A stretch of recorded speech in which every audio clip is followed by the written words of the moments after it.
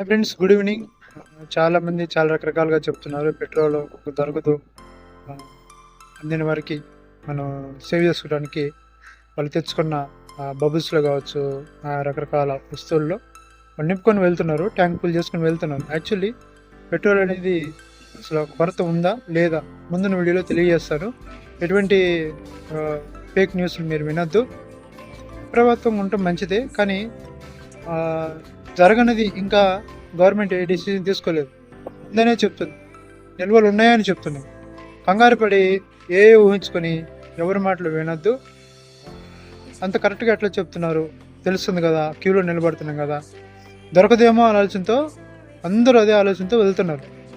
Actually ఎంతవరకు నిజం ఎంతవరకు అబద్ధం ముందున్న వీడియోలో తెలియజేస్తున్న ఒక డీలర్, నాకు అతని పేరు అంత ఐడియా లేదు కానీ తెలియజేస్తున్నాడు. ముందున్న వీడియోలు చూపిస్తాను, చూడండి, వినండి. ఎంతవరకు నిజం ఎంతవరకు అబద్ధం అనేది కూడా కింద కామెంట్లో తెలియజేయండి. లైక్ చేయండి, షేర్ చేయండి, సబ్స్క్రైబ్ చేయండి. Thank you everyone. మాది మిర్జాగూడ శ్రీ పార్వతి ఫ్యూజ్ స్టేషన్ అండి. నేను డీలర్ మాట్లాడుతున్నా. జనాలు అనవసరంగా పానిక్ అయిపోతున్నారు. ఫుల్ స్టాక్ ఉంది, పెట్రోల్ ఉంది, డీజిల్ ఉంది. గవర్నమెంట్ కూడా అష్యూర్ చేసింది, పెట్రోలియం సంస్థలు కూడా అష్యూర్ చేసినాయి. మన దగ్గర ఫుల్ క్రూడ్ ఆయిల్ ఉంది, రిఫైనరీలు అన్ని బాగా పనిచేస్తున్నాయి.